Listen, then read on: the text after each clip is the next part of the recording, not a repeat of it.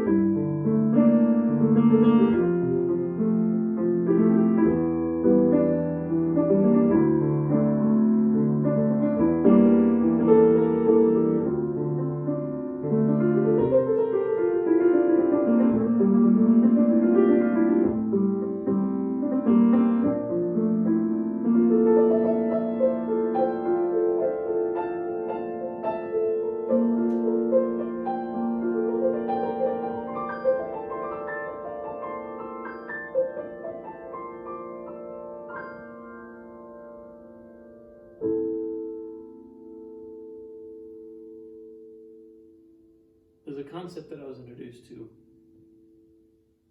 several years ago, many years ago. I feel like it's sort of coming maybe back into vogue in a way, or more to the forefront of our thinking as a culture. But the concept is, it's called by various names, I think, depending on the business or the industry you're working in, but it's I've heard it described as polarities management. And the idea behind it is that there are some questions and some problems, perceived problems, that are not solvable in any sort of final way.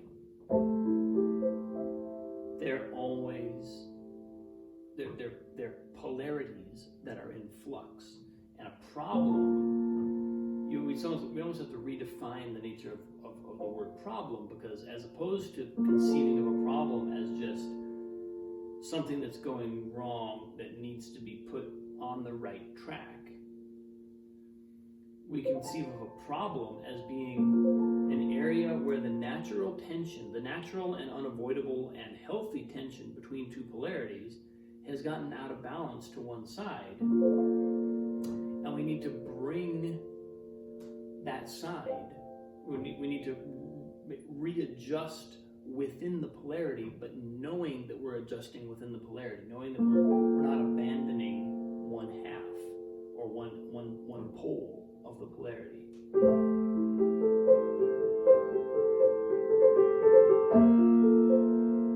And what fascinates me about this, I think, is that it feels relevant not just to things like, like one of the classic examples is in a team or an institution, you might have a tension between collaboration and autonomy, privileging or emphasizing the collective involvement of everyone and protecting or encouraging or empowering the individuals. That's a tension that also exists in our culture. It's funny, I was reading something that I wrote about this earlier today. In our culture, we sort of have these different forces at play. And at least from where I'm sitting, it looks an awful lot like a lot of our issues as a culture right now.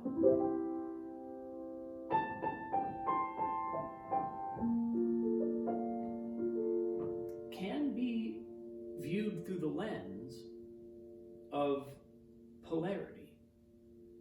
In other words, there's a tug in the direction of the collective in part of our culture. There's a tug in the direction of privileging and empowering the individual in part of our culture.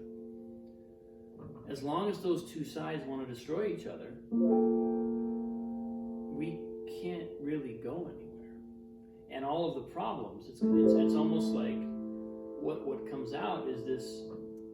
It's almost like a competition to define the problem according to the solution we'd like to offer. And obviously that's not going to work if we want to actually have effective, not just solutions, but effective relationships. So I think I'm playing with this idea because it's something that it seems to pop up in my mind every now and then. I'll get into a conversation with a friend about, our sort of polarized culture right now, or our, comes out in any number of different domains. Gender, gender's a form of polarity. There's a tension there. But I think what I'm looking for in all this is a sense of redefining our core, redefining our own center. Because one of the things that this notion of polarity management takes away from us is the feeling of the feeling of satisfaction of having the answer, of now knowing what needs to be done.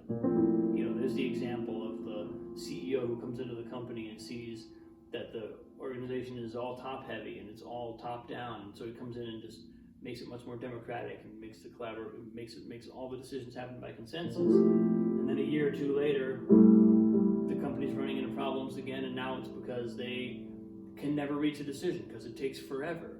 So then they empower the individuals again, and there tends to be a movement like a pendulum back and forth between polarities. That tends to be the way we navigate polarities, is to run from one to the other, always thinking, oh, the problem is this, oh, the problem is this, oh, the problem is this, and it creates this kind of, in some ways, inefficient movement. And what I'm wondering is if there's a new way to be able to define our center, who we are in all of this, as being free of those polarities. Consciousness, our own being, is actually free of polarity. Oneness is free of polarity. As soon as, but oneness is also unmanifest. Oneness is also not extended into the world, not even in thought. We can't think a thought that happens outside of polarity. We can't do anything that is manifest. It has to happen within the world of polarity. The dualistic universe, as the Taoists call it. And but if there is a way, to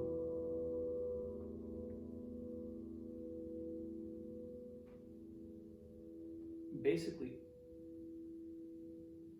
own our center in such a way that we experience true freedom from polarity, or at least the ability to recognize that it's happening. We may not even be fully free of it, because we're, after all, manifest beings. But if we can see polarity at play, at work in the world, maybe we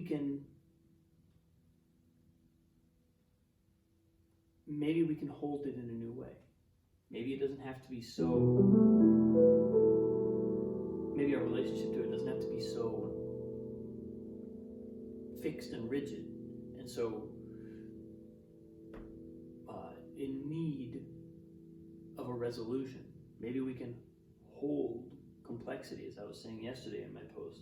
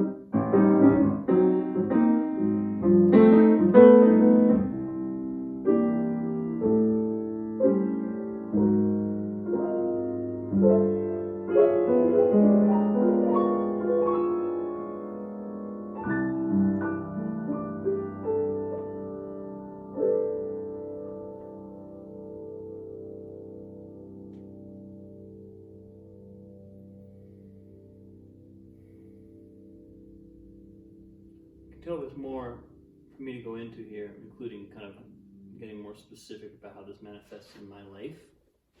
But I will say that it's something that animates my thinking, the notion that we are always in a polarity, that everything's taking place. So many of our perceived problems and so many of our perceived solutions are actually operating within a complex framework that's never fully resolved. And so the notion that we will resolve it is actually part of the obstacle to being in a harmonious relationship to that state. I mean, that's life.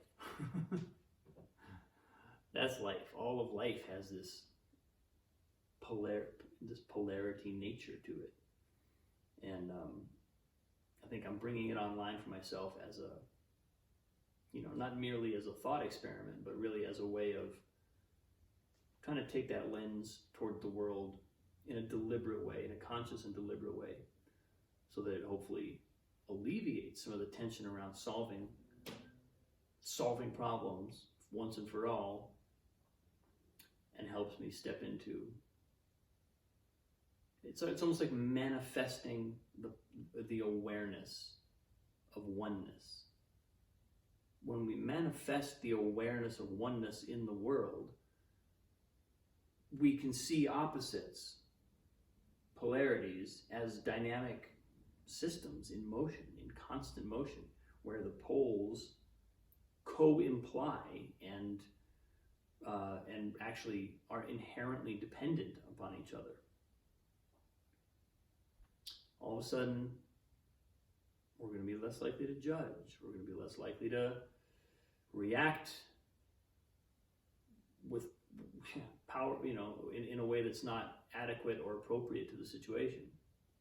We're going to be able to see what's really going on through the thicket of seeming complexity and perhaps dissonance.